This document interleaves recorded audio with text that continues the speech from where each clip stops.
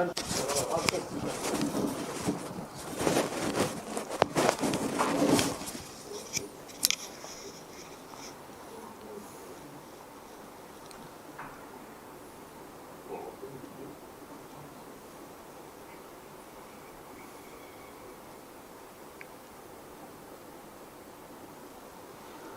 بالله من الشيطان الرجيم. بسم الله الرحمن الرحيم.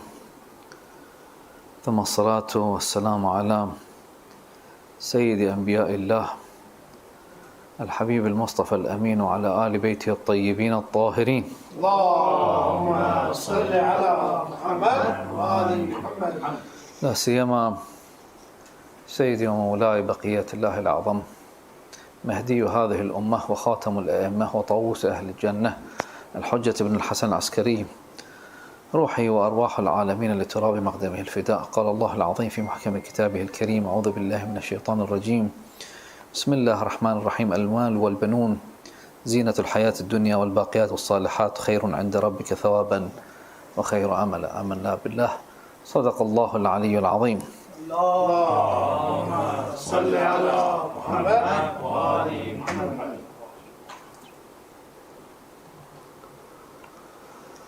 One of the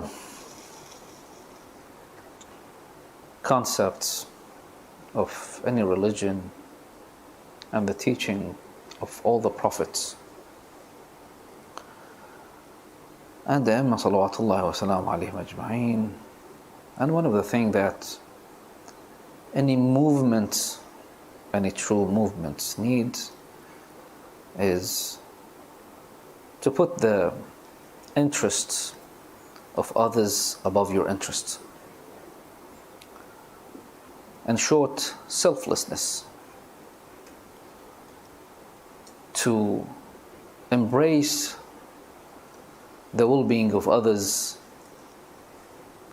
is to be considerate to others more than yourself. Imagine yourself being in the time of Rasulullah sallallahu alayhi wa sallam, and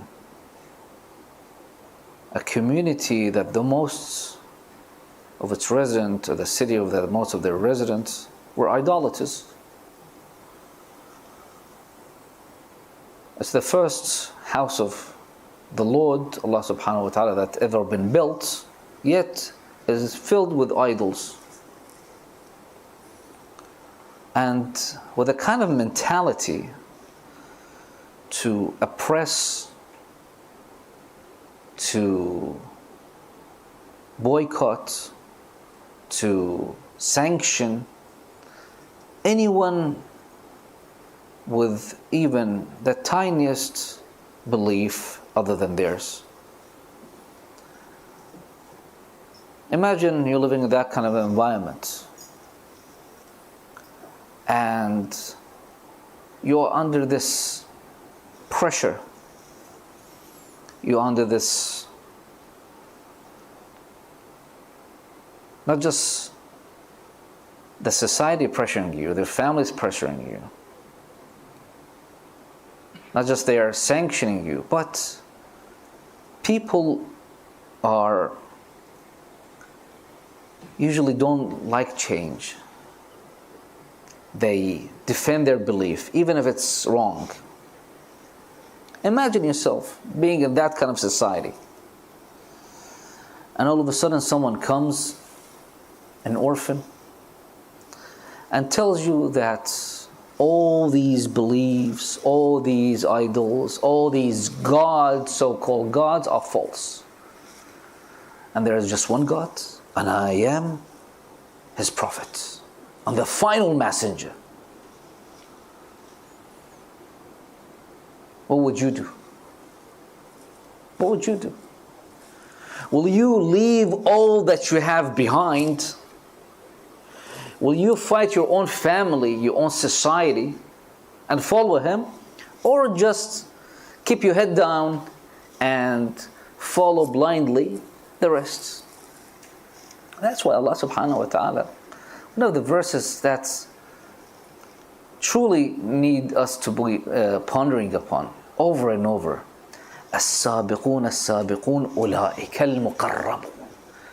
That the first people are the people who are the closest, are the people who are sacrificed the most. So in that kind of society, people start following Rasulullah sallallahu alayhi wa sallam. Truly, that is, you cannot name anything and give it any title but devotion and selflessness. What's there? There's prosecution, there is killing, there is sanctioning, everything that you can imagine, torturing. You know, if they tell you, I remember there was an incident a friend of mine told me about. There was an incident here, and a friend of mine told me about this lady that told other Muslim lady that don't wear your hijab today. Because some crazy with ISIL mentality attacked someone. So today, leave your hijab behind. You see, if you put yourself in the shoes of the people back in the day, not now. Not now. There is a big community that can support you. There is the media you can post on. You can go and sue them or whatever. But back then, there was nothing. Either killing, expulsion, or torturing, and etc. What was there?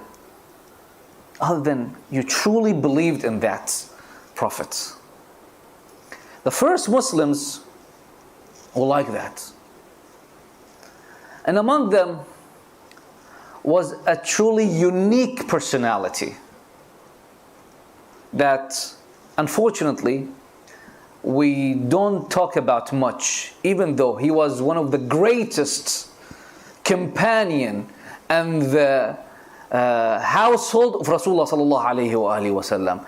And he is none other than the cousin of Rasulullah sallallahu alayhi wa sallam and the brother of the successor of Rasulullah alayhi afdal salatu wa salam, Ali ibn Abi Talib, and that is Ja'far al-Tayyar ibn Abi Talib salawatullahi wa salamuhu alayhi. Allahumma salli ala Muhammad wa ali Muhammad. You see here, when Abu Talib salamullahi alayhi wa ridwanullahi ta'ala alayhi saw that Rasulullah is praying, and the only person who was praying next to him was قائد الغر المحجلين يعسوب الدين أسد الله الغالب علي ibn Abi Talib صلوات الله وسلامه عليه. And he said immediately to his son Ja'far, told him, صل جناح ابن عمك. صل جناح ابن عمك means that complete the wing of your cousin Rasulullah. Ali ibn Abi Talib was to the right of Rasulullah, and Ja'far stood to the left of Rasulullah. They completed the wing of Islam and the wing of Rasulullah sallallahu alayhi wa sallam. And he was the leader of Muhajirin to Habasha, to Ethiopia. Ja'far is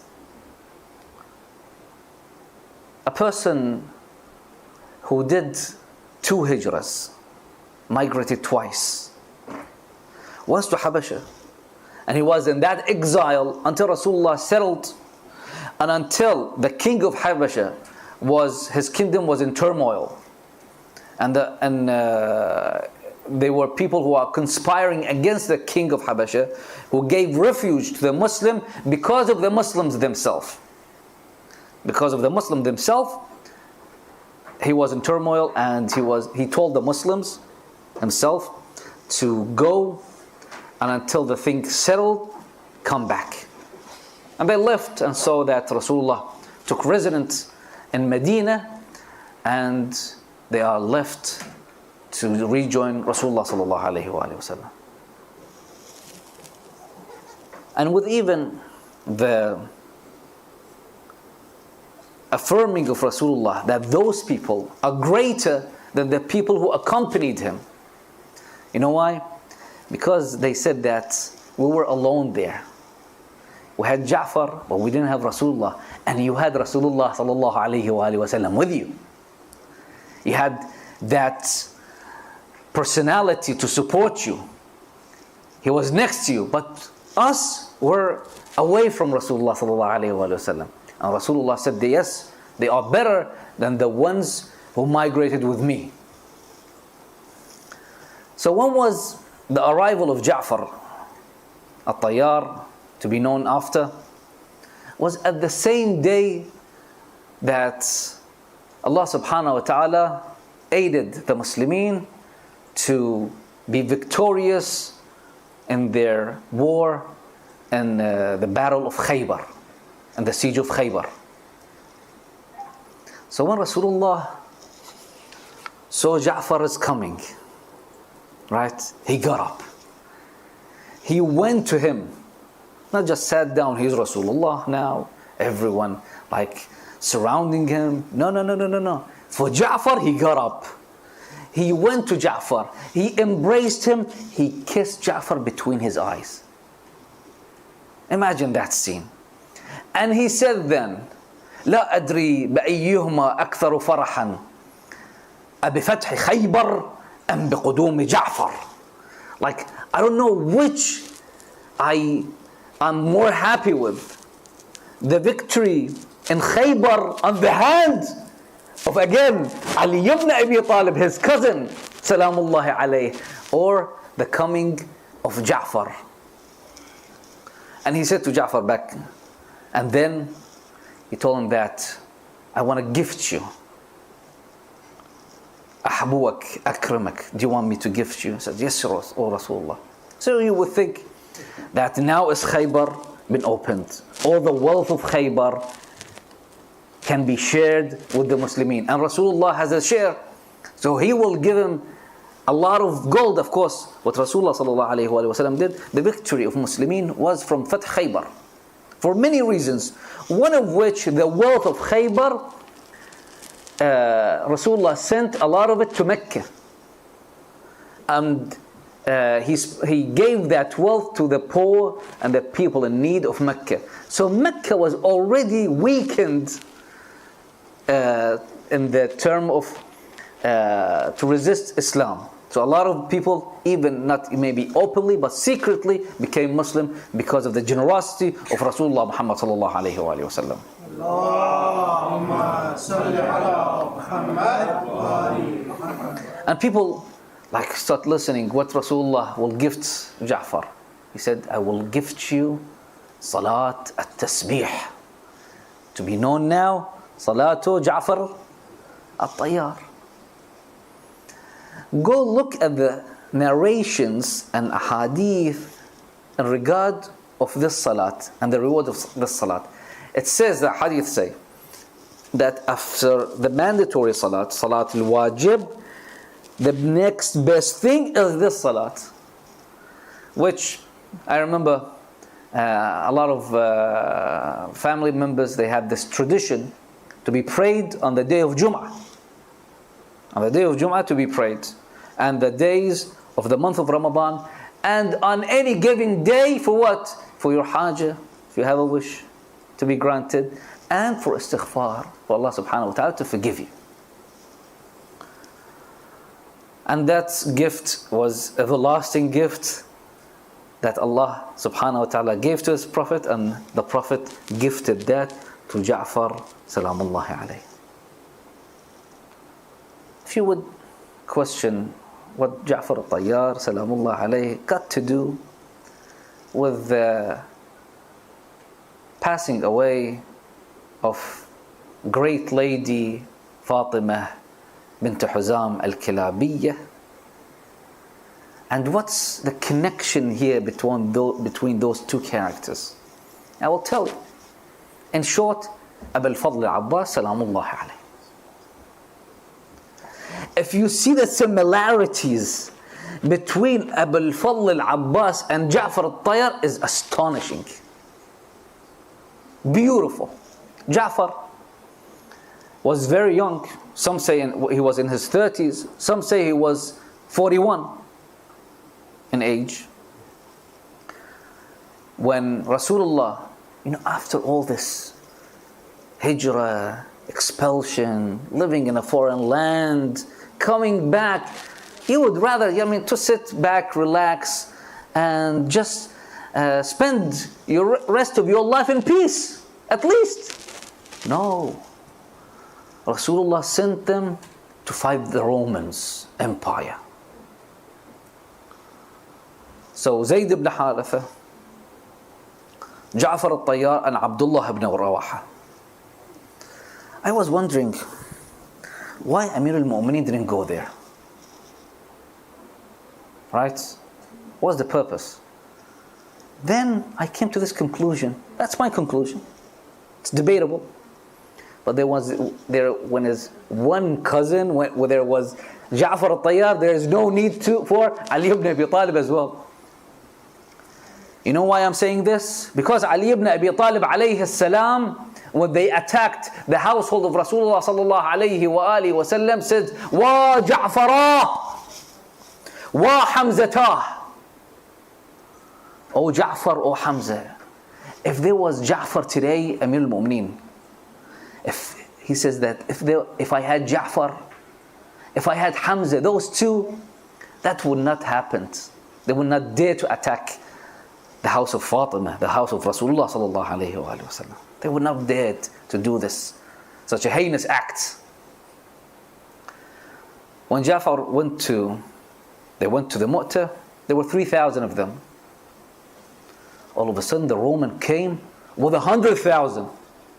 With 100,000. So the Muslim, when they saw this, said, let's retreat. There's no way for us to defeat them. Again, reminds you of what? Did Abu al-Fadl Abbas retreat on the night of Ashura? When they saw there 30,000 of them against 72, or the most is 120.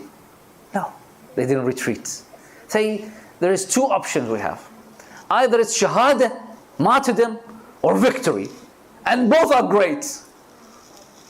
Muslims were convinced. So, when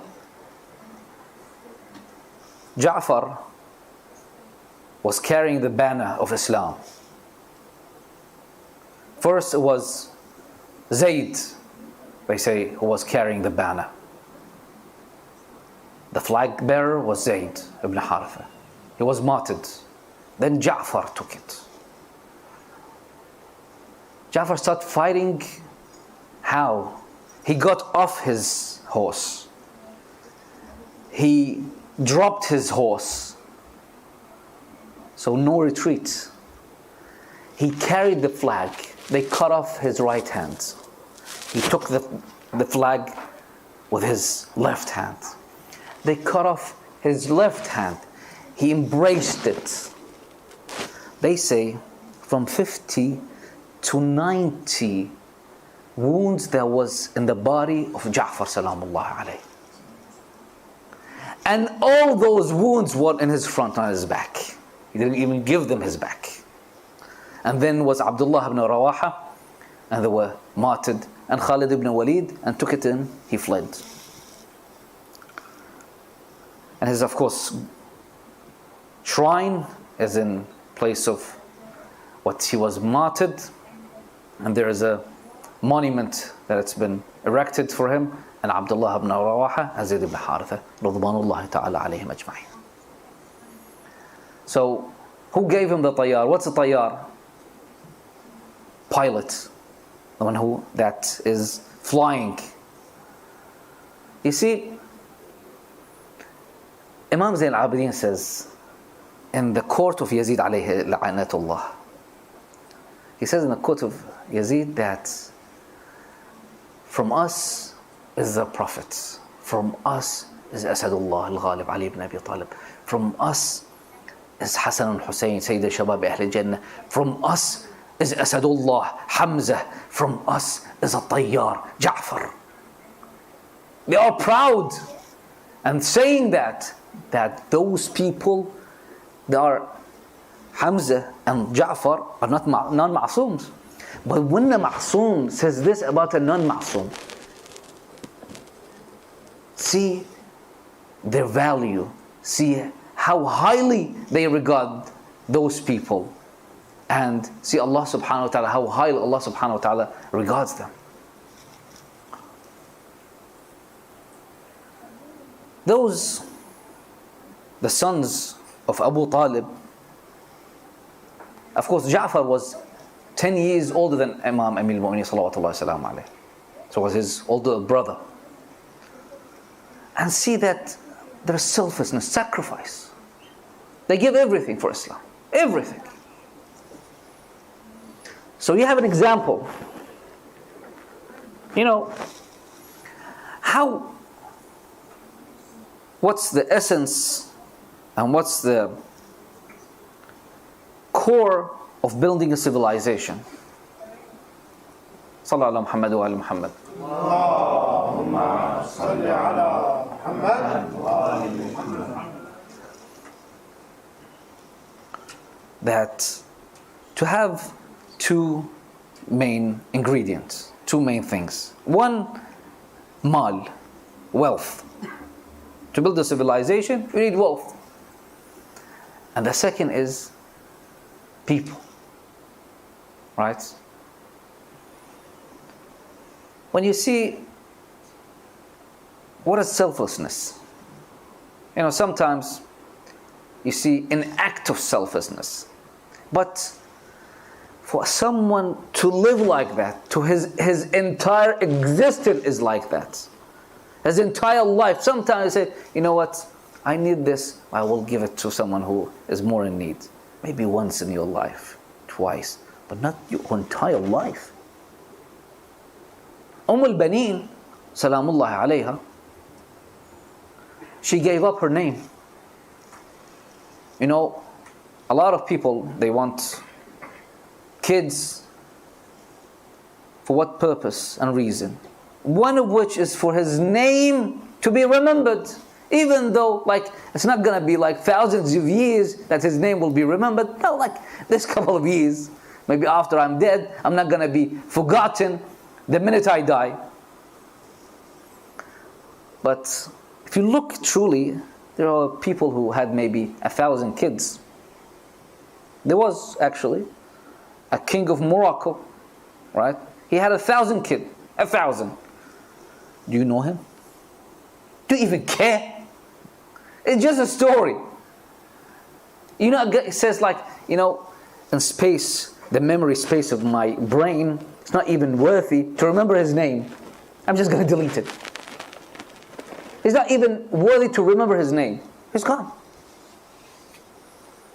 But usually, people who are like, who didn't want to be remembered through her kids. You know, remember that Baneen wasn't the second wife of Amir al-Mu'mineen salawatullahi wa salam alayhi. Umama was the second wife. So there was already someone in the house of Amir al-Mu'mineen salawatullahi wa salam alayhi. But the reason and purpose of Amir al-Mu'mineen marrying her, of course, was to bring him boys like Abu al-Fadl al-Abbas, like Abdullah, like Ja'far, and like Uthman, to defend Islam. The whole purpose, imagine, the whole purpose of marrying someone to defend Islam. So his life work, Abu Talib salamullah alayh, his sons, and then his grandsons, sole job is to what? To defend Islam. Their entire existence revolves around this. Allah subhanahu wa ta'ala immortalized the act of Ahl al-Kisa, Ashab al-Kisa, of course Amir al-Mu'mineen salamullah alayhi, Fatima Zahra and Hassan Hussein, in regard of giving their iftar to someone who is in need, and an orphan, and a prisoner. And what they said was important after. Not just giving that. First of all, it was the only thing that they possessed in terms of food. The only thing that they possessed. So they give it, sometimes, I remember this person who they went and asked about for him to donate some to build a mosque. He said, I built way too many mosques in my life. I don't think he did, but anyway. And I contributed in building, of course not solely him, so I don't need any more. Mark my words. He, even his kids didn't receive a lot of his inheritance. Was hidden and was lost. Once the poor of Medina heard that Rasulullah, salawatullahi wa salam alayka ya Rasulullah, that he slaughtered a sheep. So they came immediately to the house of Rasulullah. Start giving them portion and portion until he came back home. Aisha said, there's nothing left but the neck. He said, no. He says that what we lost is the neck that we're gonna eat. The rest is with Allah subhanahu wa ta'ala. The rest is saved with Allah subhanahu wa ta'ala. Baneen name was preserved by Allah subhanahu wa ta'ala. Baneen legacy was preserved by Allah subhanahu wa ta'ala. When Ahlul Bayt says, إِنَّمَا نُطْعِمُكُمْ لِوَجْهِ اللَّهِ لَا نُرِيدُ مِنْكُمْ جَزَاءً وَلَا شُكُورًا. The only purpose that we are giving our food to you is just for the sake of Allah subhanahu wa ta'ala. We don't need any reward in return from you, and we don't need any thank even from you. Don't even thank us. Sometimes you get upset if you help someone and he doesn't thank you. Why? I helped them. Who you helped him for? If it was for Allah subhanahu wa ta'ala, solely for Allah subhanahu wa ta'ala, you don't need his thing. Even though it's recommended by hadith and it's good to thank someone, but it's for Allah subhanahu wa ta'ala's sake, so you will get your reward and thank from Allah subhanahu wa ta'ala. When al-Baneen sees that and she reads that, she has an example for Ahlul Bayt alayhim salam. That's why she raised her 4 kids for the purpose of defending Islam. Ja'far, if I'm not mistaken, was the youngest of them. The eldest was Abul Fadl al-Abbas, Abdullah, Uthman. I think Abdullah was 25, Uthman was 21. Ja'far was the youngest, around 19. Around 19. You would think like imagine if she would have just kept one. She would have kept Ja'far. It's like, this is the youngest. He was like very young. I raised him as an orphan. So I will just keep him. Any of you, the history would have blamed him? Or even dared to blame him? Even if she just gave Abul Fadl Abbas salamullah, that would have been enough. But no, she gave it all. She gave it all in the way of Allah subhanahu wa ta'ala.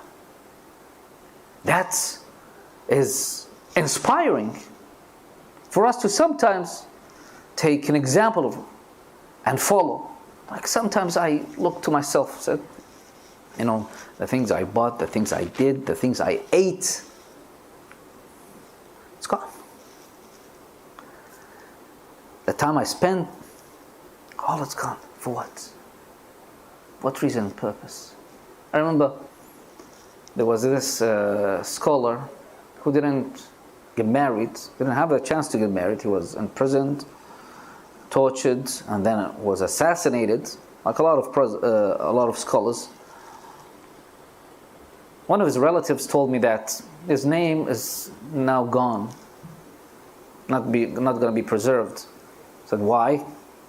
Because he didn't have any lineage, he didn't have any kids. So what are you talking about? Yet, to this day, people listen to his speeches. To this day, people read his books. His name actually will be preserved by Allah subhanahu wa ta'ala in his books. And a lot of scholars were like that. A lot of scholars that people know them through their work, not through their lineage. And he had like this, like many sons and daughters, and so what? So what? But when Allah subhanahu wa ta'ala, you give to Allah subhanahu wa ta'ala, Allah subhanahu wa ta'ala will return the favor. In this world and in the hereafter, the reward will be much greater. Much greater. Sallallahu ala Muhammad wa ala Muhammad. Allahumma salli ala Muhammad wa ala Muhammad. One of the really interesting calamities and the life of Baneen alayhi salam is that we don't know much about it. We don't just limited that Amir al-Mu'mineen told to Aqil to find him a woman, and they say, why Amir al-Mu'mineen salamullah alayh, he said this to Aqil? Couldn't he be done it himself? He knew better. He knew even who he is gonna go for. But they said this because Aqil was a knowledgeable in Arab's lineage. And so a lot of them, they disliked this because a lot of them were bastards. And they disliked this in regards of Aqil. He would go and truly track back their lineage and will tell the truth from lies and show their false claims.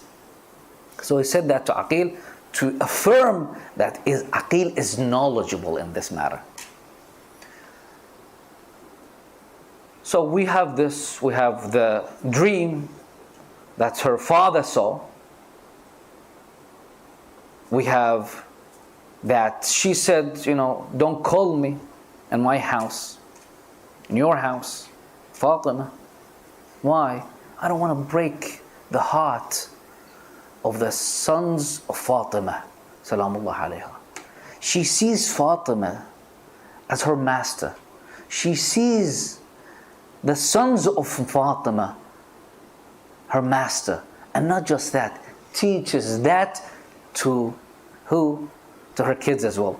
Did Abu al-Fadl Abbas accept the last minutes, accept the last call, called Imam Hussein other than my master, my Mawla, my Sayyidi? Never. And I even think that's again what I think in this matter is that Abu al-Fadl Abbas said this to Imam Hussein for the sake of Imam Hussein salamullah alayhi as well. When he called upon, oh brother, just one last time. Do we know anything other than this? And how when they came back and how she received the news? We don't know much more other than these things. But yet, people from all around the world, from sunset to the dawn, all around the globe, mentioning the name of al-Baneen many times a day. They do nadr for al-Baneen salamullah alayha. They do nadr of salawat to al-Baneen salamullah alayha. Why? Because Allah subhanahu wa ta'ala, someone like this, He wants to show to the entire world that this kind of selflessness need to be honored. By who? But Allah, by Allah subhanahu wa ta'ala. When the caravan of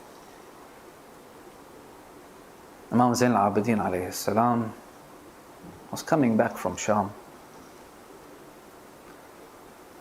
they went to Karbala and from there to Medina. The people of Medina, the news were kept from them. They didn't know what's going on because Medina was closely controlled. Who brings any news, who comes in and who goes out. It wasn't like just an open city. Whoever wants to come in and goes out by his own. So it was closely controlled. Imam Zain al-Abidin alayhi salam, when he reached the outskirts of Medina, they had a companion with them by the name of Bishr. Imam said, we will camp here and Bishr go to the Medina and break the news of the martyrdom of Sayyid al-Shawab Ahl al-Jannah, Abi Abdullah Hussein alayhi salam. Bishr went to the Medina. I have a news. What is your news? Come to the grave of Rasulullah sallallahu alayhi wa sallam.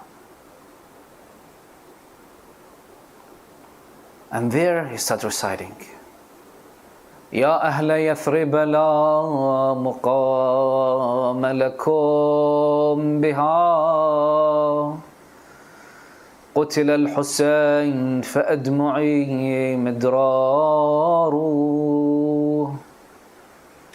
الجسم منه بكربلاء مضرج والرأس على القناة يدار. O people of Medina, you have no place to stay here for anymore, because Abu Abdullah al-Hussein was martyred, was killed. They separated his head from his body. His body is left on the plain of Karbala, cut to pieces. And his head are taken from one place to the other to show the world that they killed the grandson of Rasulullah. All the people of Medina start lamenting, start crying, start beating their head. From among the crowd, a lady came carrying a child on her back, on her shoulder, saying to Bishr, Ya Bishr, أخبرني عن الحسين. O Bishr, tell me about Hussein. The Bishr is already breaking the news, telling the people that Imam Hussein was martyred. His head was separated from his body. So he asked and wondered who is this lady is. And they say, she is the mother of Abu al-Fadl al-Abbas. She is Baneen. So he said that maybe she is asking about her kids, her sons. I will break the news gently to them. So he said, عظم الله لك الأجر بولدك جعفر.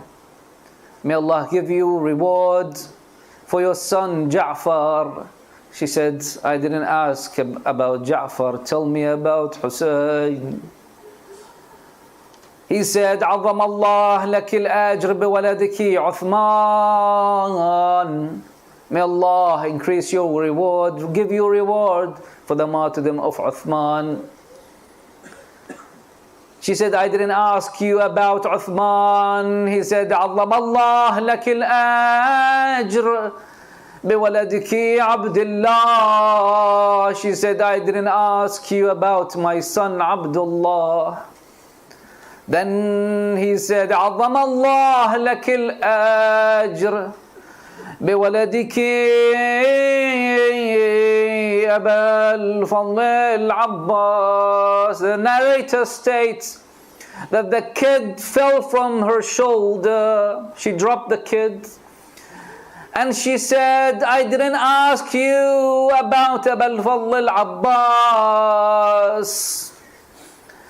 And the reason maybe behind her dropping the kids, and when she heard the martyrdom of Abu al-Fadl al-Abbas, was that she knew that Abu al-Fadl al-Abbas was the last line of defense.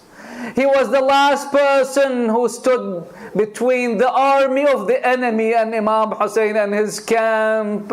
So when she heard this, she might thought that is, the news is gonna be great, the news is gonna be heart-aching, the news is gonna be horrible. And then he said, عظم الله لك الأجر بأبي عبد الله الحسين. She cried out, وَوَلَدَا وَحُسَيْنَا. When Sayyidah Zainab alayhi salam entered Medina, when Imam Zain al-Abidin entered Medina, Zainab alayhi salam, she said, lock the house, O Fidda. I don't want to receive anyone in this house. Let us lament, let us cry freely. All of a sudden, Fidda heard the doors knocking. She came and said, oh my lady. Zainab said that no one is allowed to enter. That lady from behind the door said, but I am in partner with you in your lamenting, in your musibah, in your calamity. She said, who are you? She said, I am the mother of Abu al-Fadl al-Abbas al-Baneen. She rushed to Sayyidah Zainab. Sayyidah Zainab went to receive al-Baneen. al-Baneen entered. The first thing that al-Baneen said, she said, wa waladah wa Husayna. And Sayyidah Zainab alayhi salam said, wa akhah wa Abbas.